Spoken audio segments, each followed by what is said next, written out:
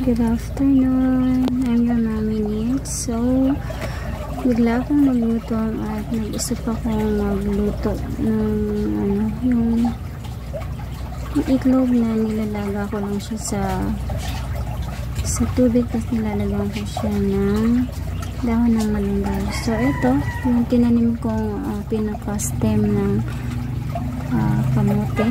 Yan. Ay tinanim ko dito sa paso. At yan, mayroon ng konting dahon. So, pwede ko nang anihin at naisahog ko na doon sa aking niluluto. So, yan. Ang kagandahan naman nito ay kahit tanggalan ko siya ngayon na umausbong na dahon ay magsasanga uli ito. Yan. Dali lang naman magsanga itong dahon ng kamote. Yan. So, yan. Yan. Para mapandagdag ko doon sa aking niluluto. Akong nakaramdam ng gutom. So, yan. So, ito na. Ito na yung naani ko. Pagasan ko lang at isasahog ko na dun sa niluluto ko. So, nagpakulo na nga pala ako kanina dito ng water. Tapos, yun nga yung konti lang kasi yung dahon ng malunggay ko ngayon. Nilagyan ko na din ito ng seasoning. Nilagay ko lang dito is magic sarap at durog na paminta. So, ihalo ko na yung dahon ng kamote na naani ko kanina dun sa labas ko. So, yan, para madagdagan yung leafy vegetables itong aking niluluto. So, madali lang naman itong maluto. So, isasama ko na yung tatlong itlog. Hindi na palaga, hindi yan. Lalagay ko na lang siya para hindi ko na kailangan tanggalin na wala pagkaluto. At least yan, hangin ko na lang.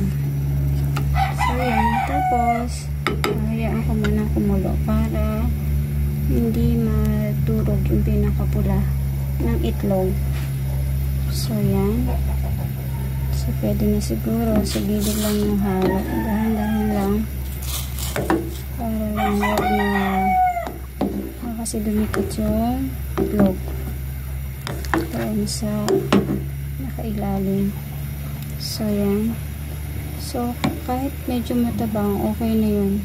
Hindi ko na siya lalagyan ng asin.